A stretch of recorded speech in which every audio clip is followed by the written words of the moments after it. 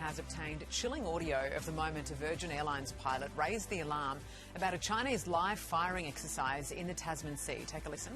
We've just had a warning from a Chinese naval task force that they're doing a live firing exercise. Is anyone aware of that? Joining us to discuss today's headlines is Independent MP Dai Le and ALP President Wayne Swan. Good morning to you both. So, Dai, we knew there'd been a lack of notice, but 49 aircraft forced to divert. I don't think anyone actually realised the extent of it. Oh, look, it sounds quite concerning, doesn't it? I mean, you know, we're supposed to, according to Labor, we've got a good relationship with China, and that is quite disturbing to hear that.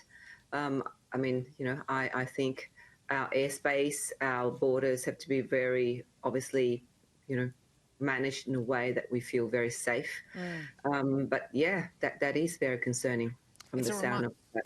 It's a reminder as well of the risks, right? I mean, Wayne, this has proved the government even wasn't given a heads up. Is this the action of a friend? Well, it's concerning behaviour, and we're not just seeing it in our region, we're seeing it right across the South China Sea, and we're seeing it in the Pacific Islands. And it's one of the reasons, for example, that Australia wasn't represented at that function in Beijing a few days ago. No, exactly right. And I guess it probably makes us feel a bit more queasy than when you do see the image of Dan Andrews in that group shot with some of those dictators. It's a reminder that the world is on edge when it comes to China. That's right. And Dan Andrews, you know, he's defended his trip to Beijing. He's saying, quote, a constructive relationship with China, our largest trading partner, is in Australia's national interest. But I guess, Wayne, if he's there as a private citizen, which the Labor government has been at pains to point out, and it's not in fact a diplomatic mission, why is he then concerned with advancing Australia's interests? Well, or are they just his interests? Well, public diplomacy is not up to former politicians, whether it's Dan Andrews or indeed whether it's myself. Why is his statement saying that that's what his focus was? Well, he took a decision to go to that. The Australian government took a decision not to go. And when the Australian government took that decision, I think Dan should have taken the decision not to go as well. But he's a private individual, and that's up to him.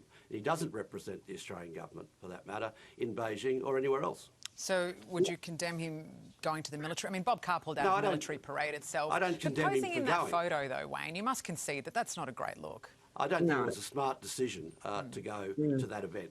Yeah. I mean, obviously, it's split the Victorian government. Premier Jacinta Allen is defending her old pal, while her deputy is saying what everyone is thinking and what Wayne just said, that Dan probably shouldn't have attended the parade. Di, what's your read on it? Oh, look, I think it's very concerning. You know, I mean, I understand, I mean, Labor has been saying that Dan Andrews went in his private capacity, but as we all know, former premiers, former prime ministers hold a very high esteem position within international, national, you know, world stage. And I think, as we know, you know, Dan Andrews and the Prime Minister Anthony Albanese are close, and they campaigned together to the last federal election. So I think there is going to be some reading into this, despite the fact that he's a private citizen. He's still, I believe, I would argue that he's still a very prominent figure in our political space, and I have no doubt where he went in Beijing, he will be considered very important person. Yeah, I just think, I mean, the mixed message is saying it's in Australia's national interest, but then going in a private capacity just sort of is mixing, muddying the waters there, if you like. But let's move on. I won't buy the private thing, yeah. Yeah, well, at least it seems, though, that the relations with the US might be on the up following Albanese's overnight call with Trump. This is good, Wayne. Do you have any indication about what they might have spoken about, whether or not they're actually going to meet face-to-face in New York later on? Well, I wasn't listening in, but... Are you sure? You don't have your own... It's the fourth conversation they've had, which I do think is significant. There's been a beat-up about when they will meet or how long it's been. He's had 4 conversations with the US president. That's pretty important. I took it as being very encouraging. Talking about critical minerals, for example, is something that's a shared interest between the United States and Australia. And indeed, we need to make a lot of progress in this area because the market has been affected by adverse Chinese actions for some time. So it's very important that they continue this dialogue, and as they have been doing, and people have been going on about unnecessarily. But when you see a cavalcade of other leaders sitting in the Oval Office with him, you're not concerned that Albo hasn't been present there either? Well, I don't think a lot of those meetings look to be terribly helpful for anybody. Not for Zelensky. I'd opt for a long conversation on the phone myself. Yeah. I agree with Wayne there. Oh, that's unusual, Dai.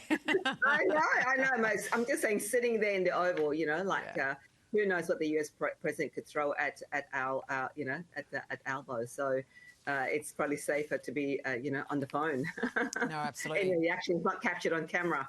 I know. Well, look, Wayne, I reckon I know why you're in such a good mood today. Does it have anything to do with the fact that both your teams won last night, the Collingwood Magpies and the Broncos, hey? It does, but particularly the Broncos. What a smash-up. Up the Maggies. Fantastic game. Absolutely. Guys, thank you so much for your time this morning. Have a great weekend. David. Good one. It's going to